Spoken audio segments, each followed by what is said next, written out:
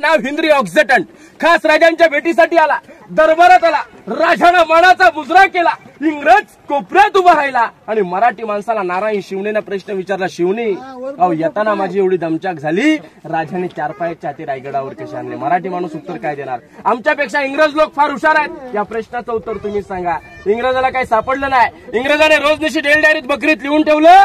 आत्ताचे छोटेसे इतिहासकार निनाद बेडेकर सांगतात की रायगडाचं बांधकाम झालं 14 वर्षात, हत्तीची वाढ होते 3 ते 4 वर्षात. आपल्या राजाने लहान पिल्लं पालखीत बसून आणलेली रायगडावरती पाळणपोषण केलं. राजाने प्रत्येक मराठ्याला शिकवलं काय? लहानाचं मोठं करा, मोठ्याचं कधी लहान करता येत नाही. हीच तर आपल्या राजांची दूरदृष्टी होती. पहा बघा, त्या हत्तीनं अंघोळ करण्यासाठी जागा, पाणी पिण्याची जागा आहे. आता आपण गंगासागर बाल्यकिल्ला बघायला पुढे जाणार आहोत.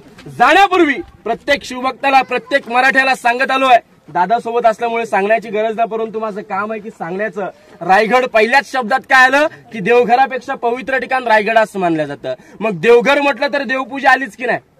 आणि मला वाटतं की रायगडाची देवपूजा आपल्या हातून राहिली तरी चालेल. मला वाटतं